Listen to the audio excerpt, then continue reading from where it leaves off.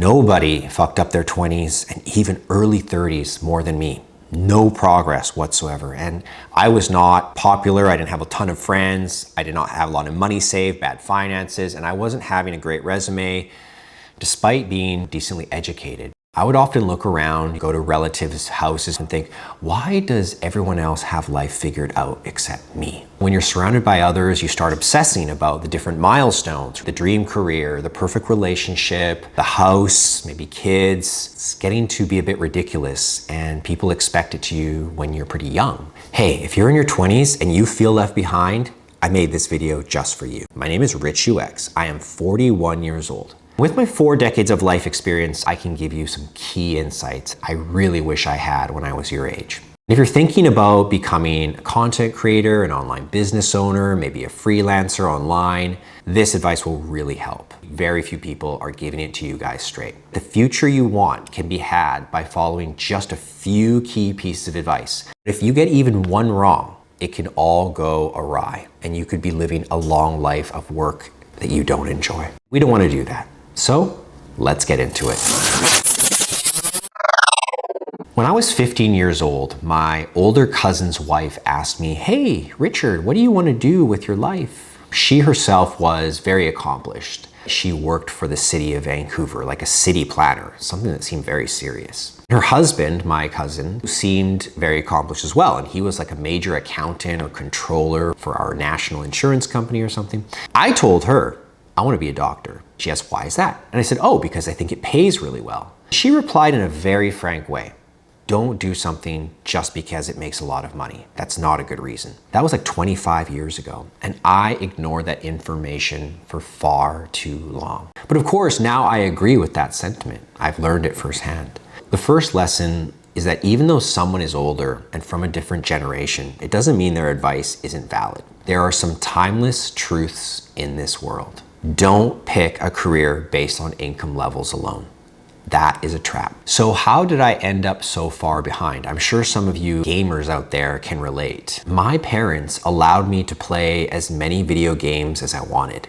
There were no limits. I started at like age 5, never stopped. Much of my youth revolves around video games, Nintendo, Sega, PlayStation, PC games. My World of Warcraft addiction, like so many of you, was about 2002 to 2005. The idea that you could reach such a high level in this game where millions of other people played and roamed, it was a very powerful idea at this time, like mega online RPG. At the same time, I was also addicted to playing online poker. We would play 8 games at once on 2 monitors, watching everything. About 2005, the word dopamine wasn't even really in the lexicon. Social media wasn't invented at this time.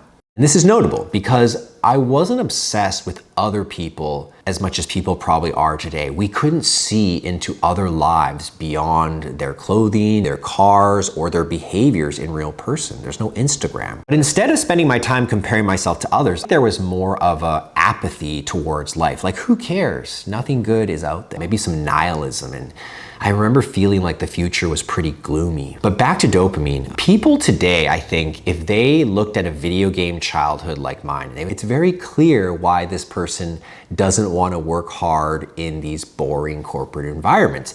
They only respond to games where they can level up and earn points. It's clear why this person doesn't have a lot of discipline because they don't know how to reward themselves with delayed gratification. I'm sure some of you can resonate with this. When your dopamine comes from video games, it's very hard to replicate that in real life, which leads to an inability to create good habits or improve your life. It's like there's no levels, there's no experience points. So after graduating high school, I was not able to make any progress for almost 15 years. I had no motivation to do so. At age 19, I was working at a Vancouver casino, addicted to gaming, World of Warcraft, online poker, and I wanted to be at the casino so I could just be closer to gaming in general, the rush, the dopamine. But life was passing by. At some point, I did quit World of Warcraft, and after multiple years of questing, leveling up, all that time I spent thinking it mattered, it really didn't. I found myself re-entering university around age 25, trying to fix my life. I was always the oldest one in my classes. Even worse, after 5 years, I hadn't even earned my bachelor's degree. So by 30, I had a bunch of university credits, a bunch of debt, but no career. At 31,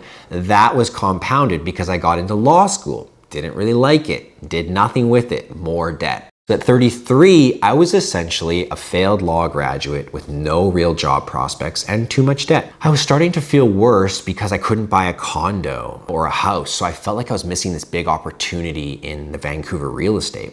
What truly fueled my actions, like the desire to be free, not necessarily have a high income, because my life was built on gaming. The idea of working hard felt like the opposite of happiness. I thought having unlimited free time meant happiness, and that was an idea that was dead wrong. Free time does not equal happiness. The funny truth is, working can be the greatest happiness you've ever had. On the other side, too much freedom can actually be the ultimate depression. And it might be hard to believe this if you're stuck in a 9-to-5, you just want more freedom, but it's true.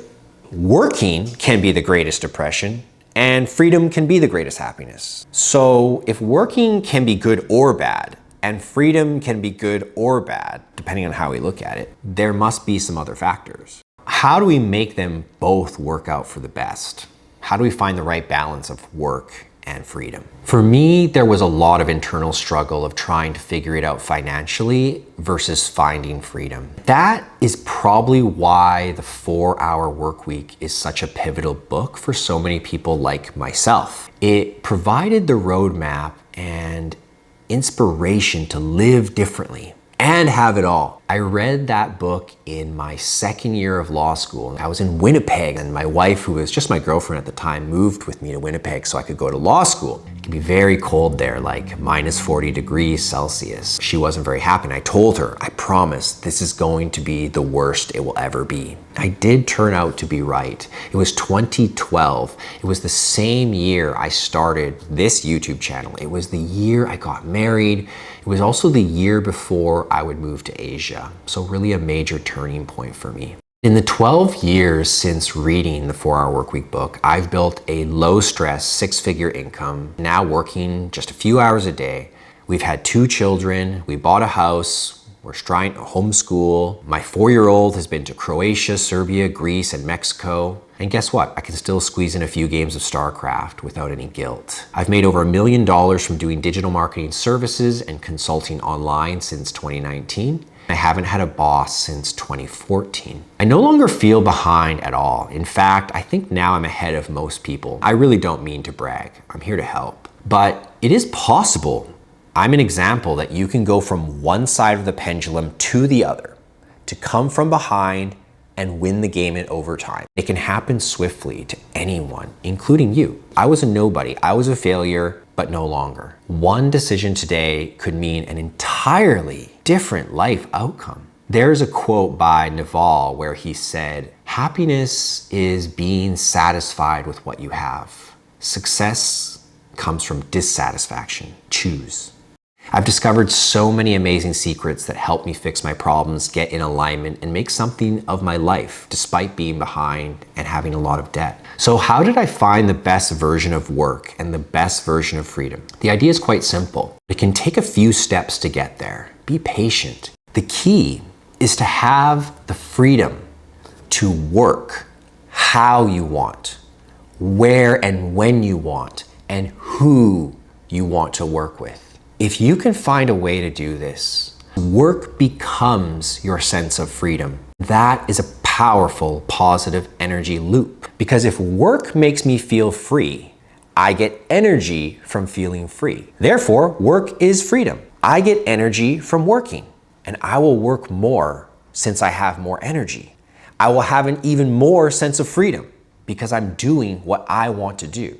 I will get even more energy. Work will stop being work when you gain control of it and how you do it. What would it be like if you never answered to a boss again? Isn't that worth exploring even if it's difficult? The key for me in life is to manage your energy so effectively that you create a positive feedback loop. It's like a cheat code. For most people, that will mean to stop having a traditional job as an employee and to own your own business. As long as you compete in these traditional lanes, you will never evade comparison. You'll always be marking to others. I didn't want to be a lawyer because I didn't want to compare with every other lawyer and try to outwork each other for partnership. There's a quote I like to say, there's no competition when you're manifesting your own lane. The point is that success will materialize for you once you learn how to manage your energy. Most people give away their energy to things that do not replenish it. How can you possibly compete with other people who do things and gain energy? When people think about work, they think about the output. How much will I earn? But if you want something magical to happen in your life, you have to reframe it. How can I work as much as possible, but not feel like work? The answer to that question will unlock everything for you, especially your income.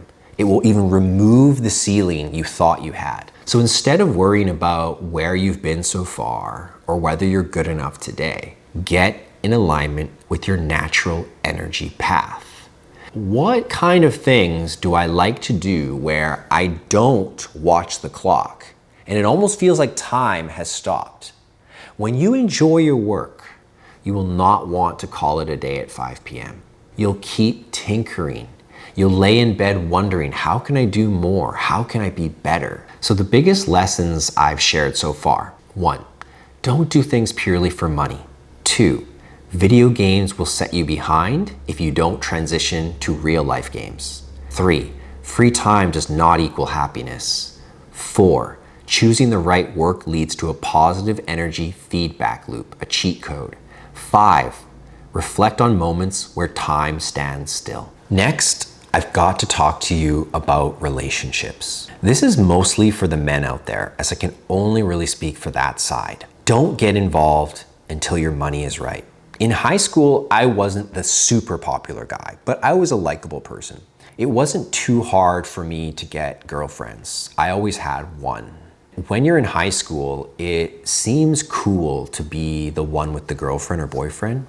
It's almost like they're kind of a trophy in a way that says, hey, I'm not a loser. Somebody likes holding my hand or giving me a kiss or something. But the day you graduate is the day it can go from a trophy to being tied down to a humongous rock that has many needs and desires of its own. And that's harsh, but it's the truth. Suddenly, every major life decision you have in front of you requires some level of permission or agreeance from your significant other, and they're only 19 years old too. They might know you, they might love you, but they know very little about life. I know sometimes high school sweethearts works out, but honestly, that was a different era where everyone could coast into a job that led to a better life. Now, it's too competitive. You want to get any head start you can.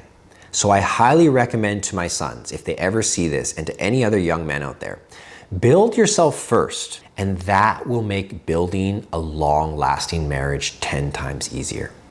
You'll be able to handle the ups and downs. You'll be able to invest everything into your primary focus instead of wasting time on Instagram trips, Tulum, spending time waiting outside Sephora. You don't have that kind of time anymore. You also want to be able to take a risk on you. You can do that over and over again and no one will get hurt. Eventually, you'll make a bet that will pay off. And the more power you gain in your life from skills, wealth, assets, the stronger pool of potential mates you will have waiting for you. Trust me, there is an absolute shortage on real high value men and women. If you can hold out to 35 and have $1 million in the bank, the game will be so easy. Your confidence will finally be in a place where talking to women or others has no effect on you because you have nothing to lose. When you're a loser who is technically broke, you crave a woman as a replacement to that missing success, but then you lose your power and you become cucked, since now you need her to feel that way. The woman gains all the power. This is a recipe for disaster for you. To be clear, you can get a girlfriend, but do not make her your #1 focus if you don't have any money. She doesn't know any better. She says, I love you. She probably provides you with even physical pleasure. This will be hard to put on the back burner. But this is my top advice. Finally, the most important advice of the video. You have to start taking the biggest risk possible. All rewards in life are determined by your risk. No risk, no reward. Such a simple concept. My life is really one risk after another, but that's why I could make such a big turnaround. I risked skipping traditional college for more life experience and travel. I risked my law career for one in digital marketing. Imagine being at the poker table and you're down to a few chips. It won't be easy to come back. You'll have to look for a chance to double up at least. You cannot just sit back and watch. You will get blinded out by life. Now, probably thinking, well, that's all risky. I don't want to take risk. It is, but the secret is really asymmetric risk, not 50-50 risk. Yes, there's some chance of failure, but if you do succeed, the reward will heavily outweigh the risk. You have to risk some money by investing in your knowledge, skills, and resources and eventually growing your business. But if all goes well, a few $1,000s becomes hundreds of thousands of dollars. Remember, if you aren't making at least $100,000 a year, it's not that you can't, it's that you haven't learned how to. Let's say you make $50K a year. Well, you're actually paying $50,000 a year to not make $100,000 a year. You just never touch that money. If you know how to make $100,000 a year, you would touch the money and be likely to keep or multiply it. There is a cost to success. Some people pay more than others. But if you think people are just walking into things without studying, without investment, without hours of effort, you're not paying attention. You don't understand what people are doing. Sometimes I mentor people who say, I really want to leave my 9 to 5 and become a remote digital marketer. I say, okay, what have you been doing so far? Which skills have you developed? None, but I want to. Well, have you purchased any training or online courses? No, just watching YouTube. There's often a huge disconnect between what people want and how they spend their time and money. It is a literal fact that you can spend money to solve any problem, but people will live with their problems for their entire life before considering paying for a solution. A broke mentality created by our outdated education system and a generation of people who come from a pre-internet, pre-software era. Let's summarize again. Enjoy relationships, but after 18, they are not priority number one until you make your first $1 million. You have to take more risks, but look for asymmetric risks. Finally, invest in what you want to happen. I was behind, but I caught up by taking many calculated asymmetric risks. If you take an alternative path, it may seem like you're falling behind those on a traditional path. It doesn't matter if you are behind others. All that matters is aligning the things in your life to maximize your energy so you can take as many asymmetric risks as possible. Who's gonna win? The guy who never bets on himself, secures the $80,000 a year salary, or the guy who keeps swinging for $1 million deals with a batting average of 300? Well, it'll depend if he has a girlfriend or not. Just kidding. But for real, as long as he can keep swinging, eventually he'll knock it out of the park. Remember, it's your journey. Don't let anyone tell you what success or happiness looks like for you. Now, if you liked this advice, if you resonated with this video, then I think you'll really like this next video where I share the first step I took in my journey to get alignment and to find my happiness. How I quit my lawyer job. It wasn't easy, but it was the best bet I ever made. Watch it here.